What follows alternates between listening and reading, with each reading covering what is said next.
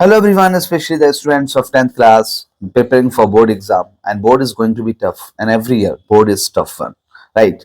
आज हम बेसिक सीख रहे हैं और क्लास 10th का चैप्टर नंबर 4 क्वाड्रेटिक इक्वेशन सीख रहे हैं, उसका बेसिक सीख रहे हैं आज। फिर हम इसमें है कि मिड टर्म स्प्लिट मेथड कि हमने अभी तक हमने सीखा था कि क्वाड्रेटिक इक्वेशन कहते किसको हैं, क्यों कहते हैं इसको क्वाड्रेटिक इक्वेशन।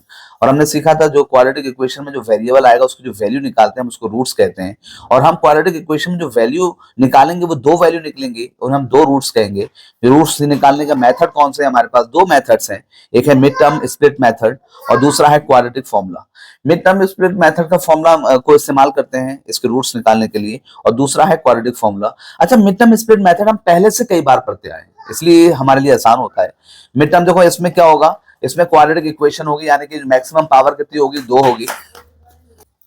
तो हम इसमें क्या करते हैं, देखिए इसमें क्वाड्रेटिक फॉर्मूला यानी कि मैक्सिमम पावर 2 है, इसने क्वाड्रेटिक इक्वेशन बना दिया, इसको इक्वल का निशान है, इक्वेशन बनाता है। अच्छा, मिड टर्म देखो इसमें 3 टर्म्स हैं, इन 3 टर्म्स में से ये बीच वाला टर्म जो है वो क्या कहलाएगा, ये मिड टर्म है। मिड टर्म का हमें क्या करना होता है, दो ऐसे टुकड़े करते हैं, जैसे सपोज करो बी है, एक्स का कोफिशिएंट कौन है, बी।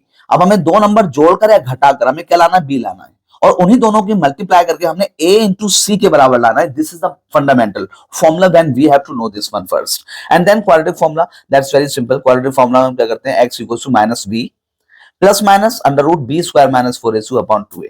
अच्छा, कभी कभी बी स्क्वायर माइनस 4ac की जगह पे आप क्या देखेंगे, डी, और डी क्या होता है, डी फॉर होता है डिस्क्रिमिनेंट। डिस्क्रिमिनेंट का मतलब होता है डी की वैल्यू।